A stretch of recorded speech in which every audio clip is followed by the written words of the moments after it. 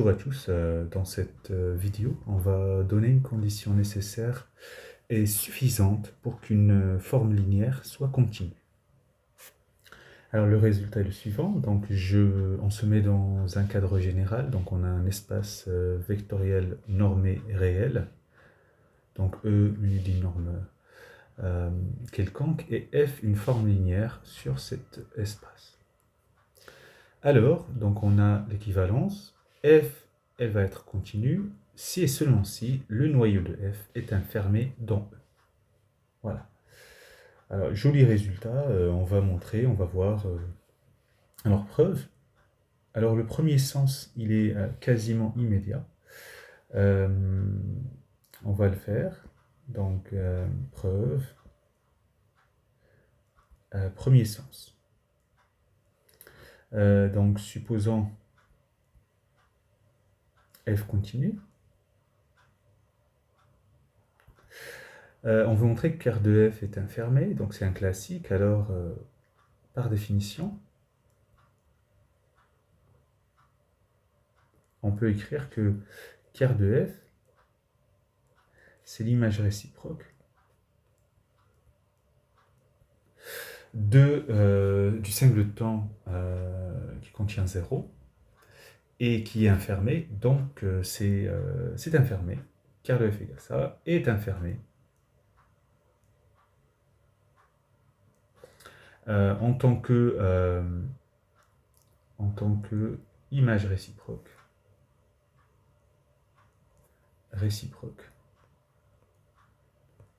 d'enfermé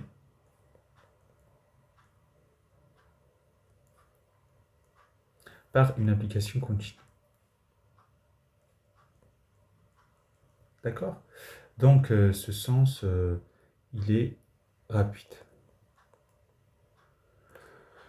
Alors maintenant, on va s'intéresser à l'autre sens. L'autre sens, il va falloir, voilà, il est laborieux, il faut travailler. Donc on suppose que R de F est enfermé dans E et on veut montrer que F est continu. Alors la réciproque. Donc supposons que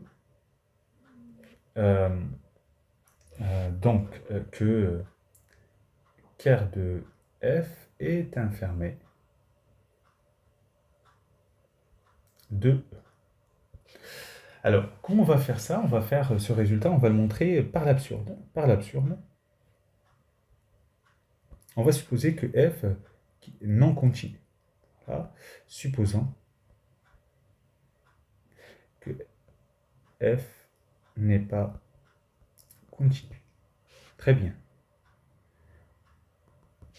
Donc, une application qui n'est pas continue, donc elle n'est pas bornée. On va préciser un peu plus sur la sphère unité. Ça, c'est important. Voilà. Elle n'est pas bornée sur la sphère unité. Alors, on peut donc construire une suite qui va illustrer tout ça, une suite xn d'éléments de la sphère, bien sûr, de la sphère unité, vérifiant. Vérifions quoi? Pour tout n dans n, puisque notre fonction, notre forme linéaire n'est pas bornée, on va avoir valeur absolue de f de xn est supérieur ou égal à quelque chose qui tend vers, qui n'est pas borné, par exemple 2 puissance n. Allez, exponentielle de la croissance. Ok, ça c'est un premier point. Très bien.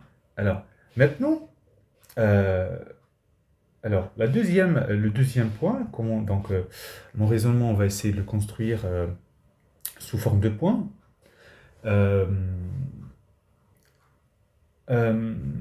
On va prendre soit x un élément, dans E. En fait, je veux montrer que x, c'est la limite d'une suite suite d'éléments du noyau. Alors, soit x dans E, alors peut-être l'objectif montrant que, allez, on va le faire comme ça, montrant que ker de f est dense dans E. Ça veut dire quoi? Ça veut dire que tout élément de E s'écrit sous forme limite d'un élément du noyau. Soit x dans E, alors j'affirme la suite.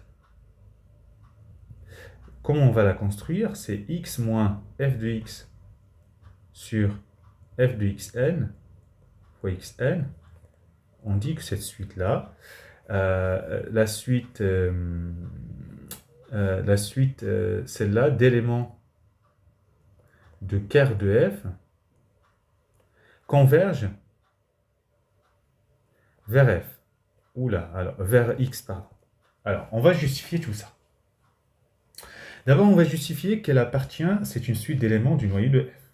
Alors, en effet, alors premier point, quel que soit n dans n, on applique f à cette suite f de tout ça. F de x sur f de xn, xn, ok, c'est une forme linéaire, donc on peut appliquer comme suit la relation. Et donc, ça fait f de x moins f de x égale 0. Voilà. Donc, on a bien, c'est une suite d'éléments ainsi. X moins f de x sur f de xn. Même la suite, hein, toute la suite. Ça appartient à un quart de f. Ok. Alors, donc, on a construit une suite, donc vous voyez bien, une suite d'éléments de quart de f. Ce qui reste, c'est juste montrer qu'elles convergent vers x.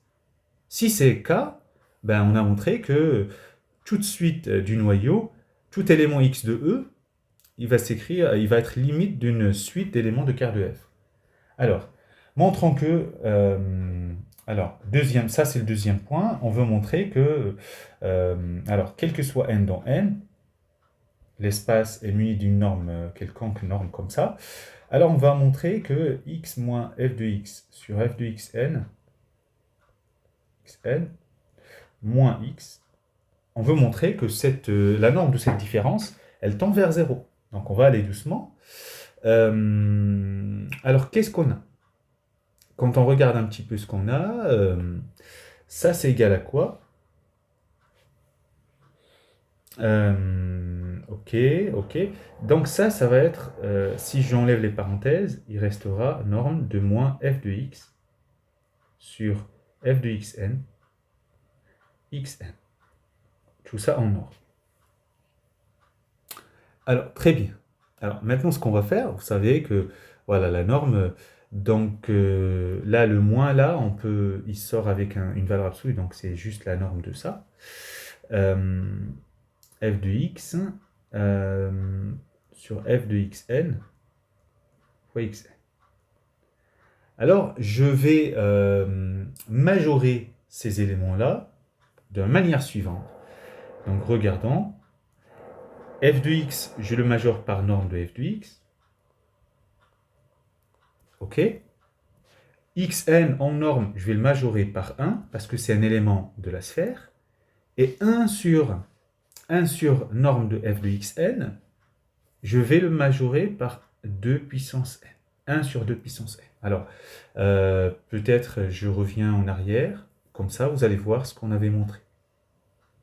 Valeur absolue de f de xn pour tout n, c'était supérieur à 2 puissance n, donc au passage à l'inverse, puisque ça ne s'annule pas, c'est inférieur à 1 sur 2 puissance n. Donc, et ça tend vers 0, hein, quand n tend vers plus l'infini. Donc, bah écoutez, la suite, x moins f de x sur f de xn, converge vers x. Voilà, on a montré le deuxième élément. Ça veut dire, conclusion, tout élément de E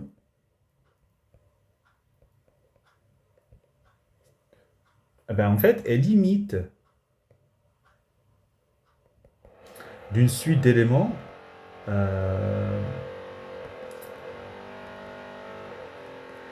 de quart de f. Voilà. Et donc, ça veut dire ainsi quart de f est dense dans E. Très bien. Bah, écoutez, alors, on n'a pas encore fini. Si on avait supposé que donc, elle est où la contradiction? Donc, la contradiction, j'ai dit que par l'absurde, on suppose que f n'est pas continu.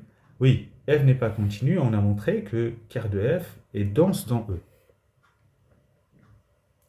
Ok, alors, donc, qu'est-ce qu'on peut dire?